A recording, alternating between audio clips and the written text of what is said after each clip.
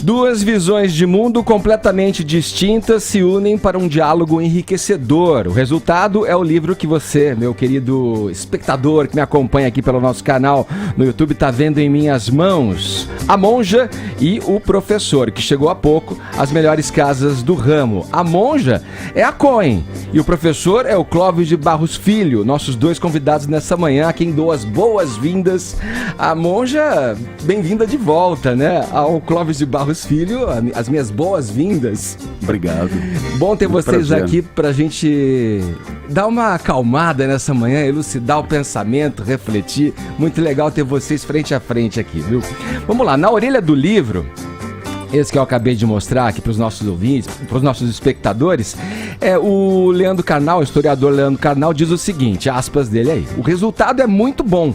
As diferenças de formação, as idiosincrasias, os modelos polares girando em torno da mesma ideia com argumentos distintos, constituem-se em um banquete para o cérebro.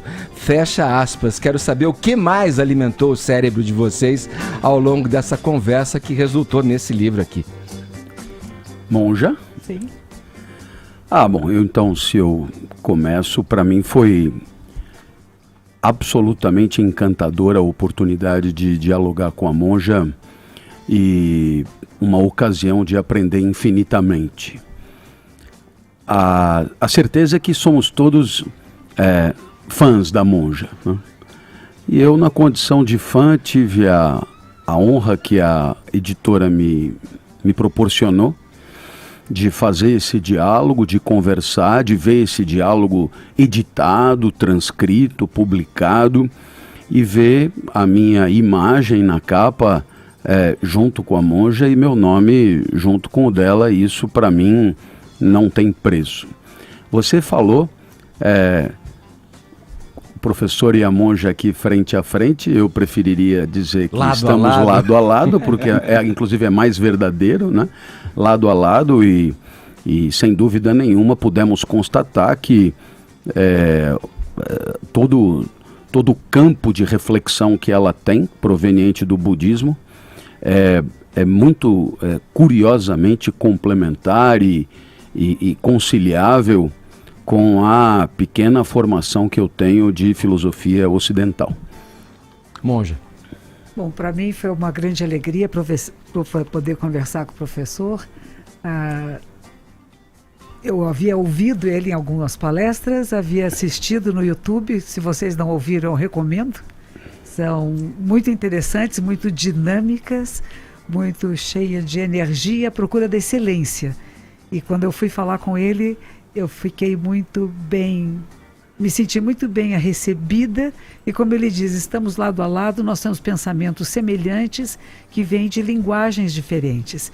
Então não vejo conflito.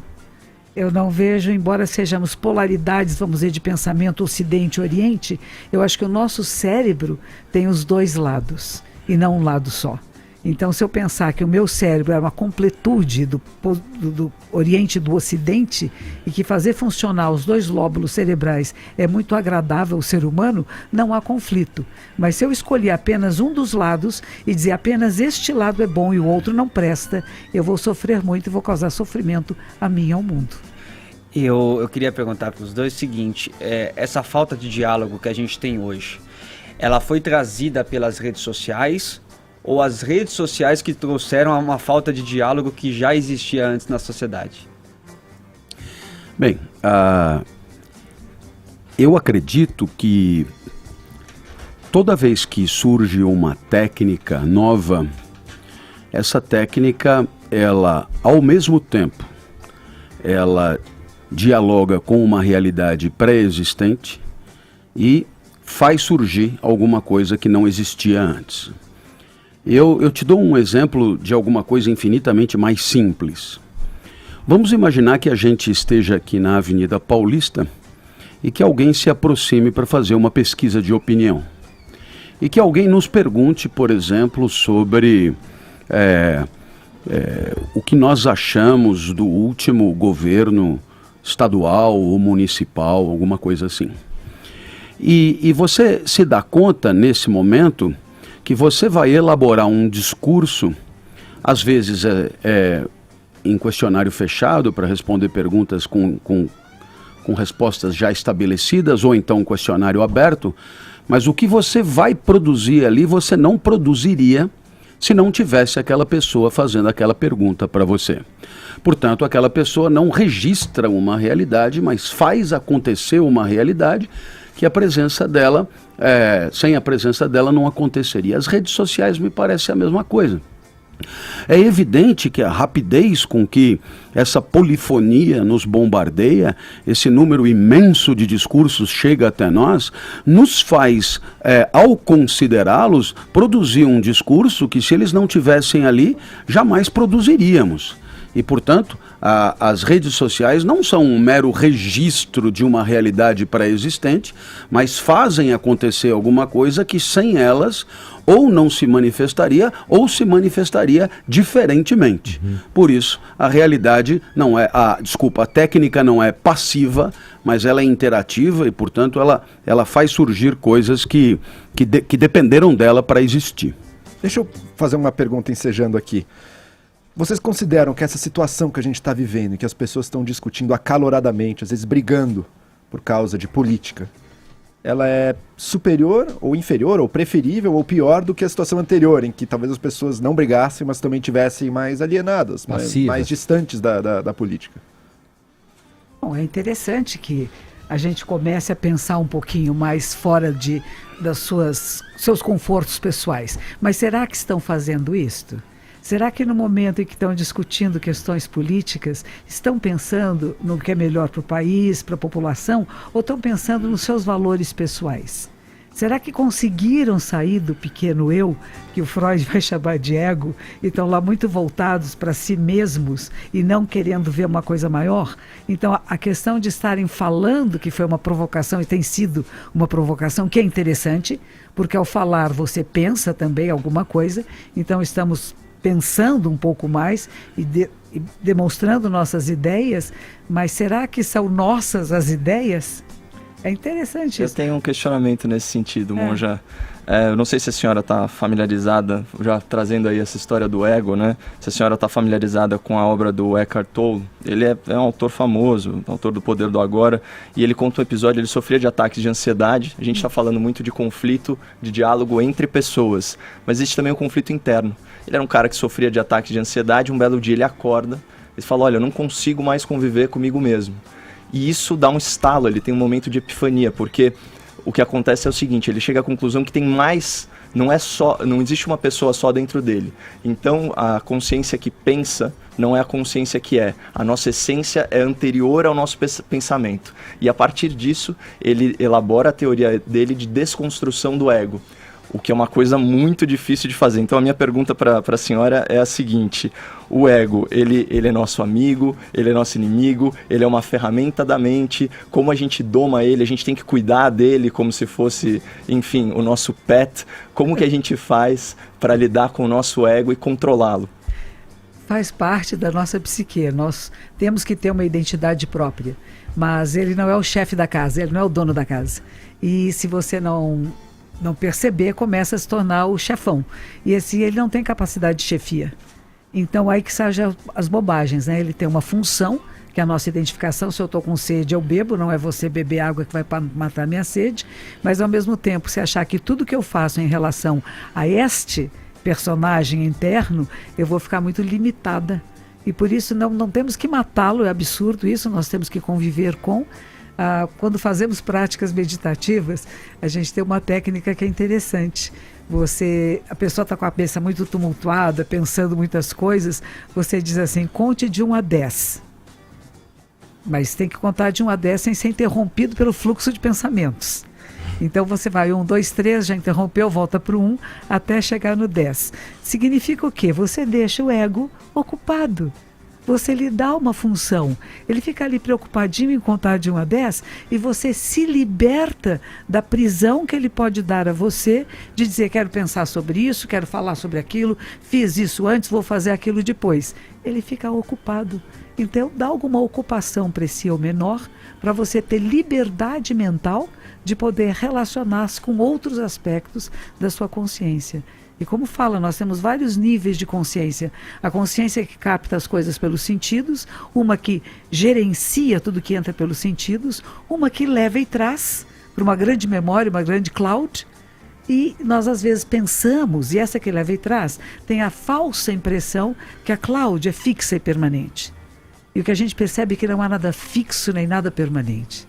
E isso dá uma liberdade tão grande, porque toda a suposta crise que estamos passando, ela pode ser muito rica, porque primeiro sabemos que não é fixa nem permanente. Bom, já nesse Curioso. sentido, então, eu queria aproveitar e complementar com uma pergunta. Já que a gente está falando de diálogo e ego e de coisas não permanentes, vocês acreditam em diferenças irreconciliáveis? Vocês acharam algo que era incontornável entre vocês durante esses diálogos? Incontornável? Não, acho que não. Eu não tive o tempo de estudo que o professor tem. Então, o professor estudou muito filosofia ocidental, ética, e que não é o meu campo de estudo. Eu estudei mais o budismo. Então, nós temos linguagens diferentes. Quando eu comecei, antes de começar a falar com vocês, eu pensei assim, está tanto conflito que esse dentro do budismo é um dos 6 mundos. Tem 6 mundos no qual nós vivemos e passamos por eles, em cada hora passamos por todos eles. O mundo celestial, que está tudo bem, está tudo gostoso. O Ashura, que é o briguento. Como você pensa assim? Eu tenho que discutir com você, eu tenho que dar um braço de ferro e ganhar de você. Quando você abandona isto, é de uma riqueza tão grande a vida. Eu não preciso ganhar nenhuma discussão. Eu não preciso vencer ninguém, eu não tenho inimigos. Aquele que me provoca é um ser iluminado que me mostra o caminho, me ensina até como argumentar melhor. Então, nesses 6 mundos, pode ser bichinho, só o instinto, pode ser o mundo de sofrimento dos infernos, pode ser o mundo dos desejos, que é sempre insatisfeitos, e o mundo humano. Dizemos, são 6 mundos. E que a gente gira em uma hora por todos eles. E por que a gente está dando tanta atenção ao Ashura? Ninguém está brigando o tempo todo. Nós temos momentos de conflito, momentos de diálogos mais ríspidos, mas a maior parte do tempo não estamos fazendo isto. E é perceber, senão vamos dar muita ênfase a um dos aspectos que não é único do Brasil, dos seres humanos, da nossa personalidade. Professor, deixa eu aproveitar e perguntar aqui. Tem 2 questões que me parecem, a princípio, antagônicas e que é o mote desse livro aqui de você. Estamos falando de espiritualidade e de conhecimento. O conhecimento como cartesiano, acadêmico, você adquire conhecimento. Mas a espiritualidade, ela não carece do conhecimento para se fazer numa pessoa. Se fala aí, talvez, em sabedoria. Tudo. Como é que essas coisas podem caminhar juntas dentro do teu meio, uma vez que, aparentemente, quanto mais se adquire um conhecimento acadêmico, cartesiano, mais se encontra dificuldade em encontrar razão no impalpável? Olha, a tua pergunta é excelente, porque 30 anos no meio acadêmico e eu conheci gente de todo tipo. Gente de grande preparo e maturidade espiritual, mas também gente que não conseguiu converter o imenso repertório cognitivo que tem em, digamos, uma disposição emocional para a vida que lhe seja mais favorável e salutar.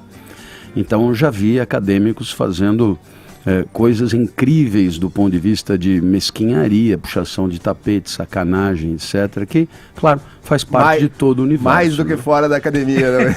Mas eu não diria, porque a concorrência é grande, né? A concorrência fora da academia é grande, então mais eu não sei. Mas falo pelo que tem dentro, e o que tem dentro às vezes não traz muito orgulho de pertencer. Né? Então, acho que respondendo aí a sua pergunta. Só queria fazer um pequeno comentário àquela pergunta do conflito. E eu tenho para mim que se todos nós concordássemos a respeito de tudo, a política sequer existiria.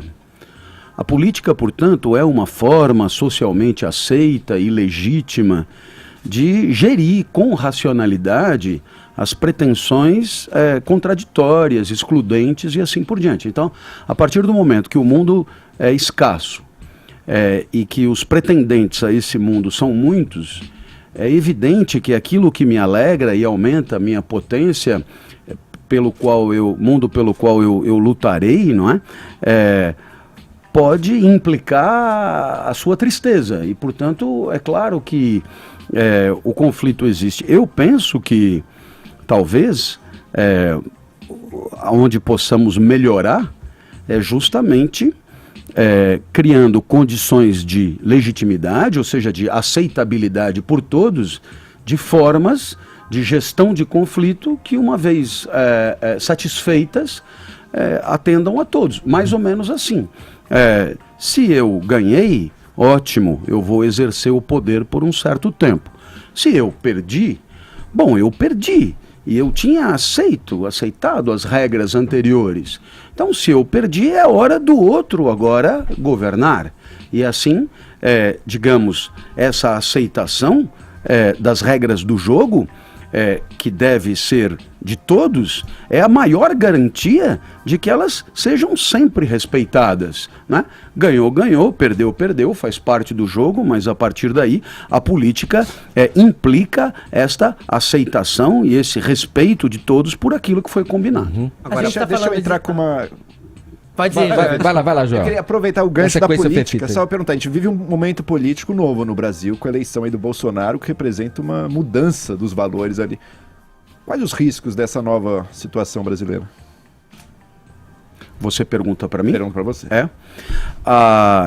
Bem, eu imagino que toda vez que você fala em risco, é porque você tem na sua mente uma espécie de sociedade ideal que poderia ser agredida por uma realidade que esteja por acontecer. E, portanto, tudo depende daquilo que você tem como sociedade ideal para eu poder saber o que poderia agredir o que eu não sei. Então, parte da sua sociedade ideal.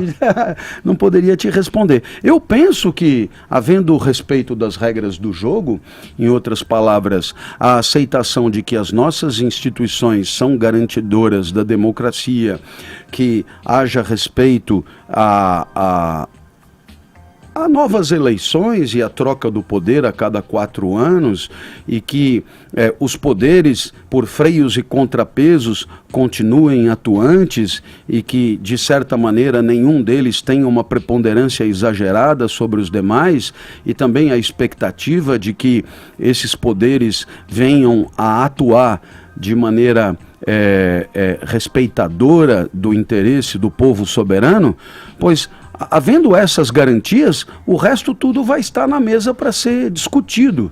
E não creio que haja nenhuma força hegemônica capaz de fazer triunfar seus interesses, seus apetites e seus ideais sem uma devida conversa e aceitação de pontos de vista contrários e a consideração desses pontos de vista.